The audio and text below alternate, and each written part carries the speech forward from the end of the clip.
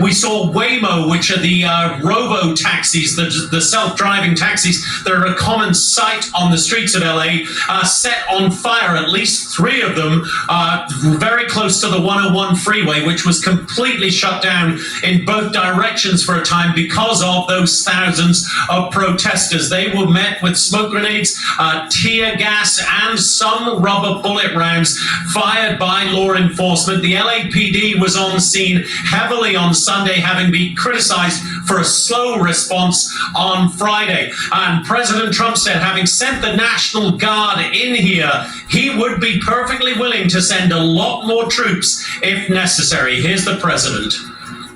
What is the bar for sending Marines? What I think it is, I mean, if we see danger to our country and to our citizens, we'll be very, very strong in terms of law and order. It's about law and order.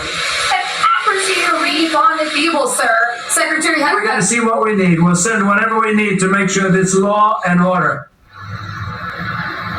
Now, California Governor Gavin Newsom wrote in protest to the president and also posted on X saying, quote, "I have formally requested the Trump administration rescind their unlawful deployment of troops in Los Angeles County and return them to my command." I think the answer we can safely say to that is going to be a flat no from President Trump. He, in fact, has indicated he is willing to keep the National Guard here and bolster their ranks for up to 60 days if he feels it is necessary. I can also tell you guys, there is another protest plan to gather in Grand Park, just a couple of blocks from where I am right now, at 11 a.m. local time today. That's 2 p.m.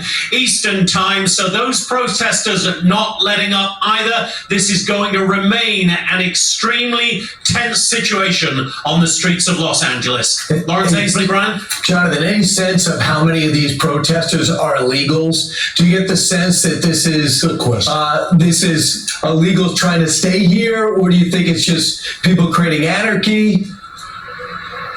I think you have a complete mixture of all of those things. Frankly, Brian, I think a lot of illegal immigrants would not be showing up to these protests simply because of the danger they would face of arrest. I think what you have are a lot of supporters of those illegal immigrants, a lot of pro-immigration activists, and then, as the LAPD Chief Jim McDonnell himself said, you have a lot of people who have very little to do with the cause of immigration, but are here simply because this is, in the words of the LAPD chief, what they do. They turn up for these protests and riots. They turned up for the George Floyd protests and riots. They turned up for the anti-Wall Street protests and riots. And according to the police chief, they see a lot of the same faces turning up, organizing here. And according to the police chief, they are the ones engaging in most of the violence over the last few days. Brian?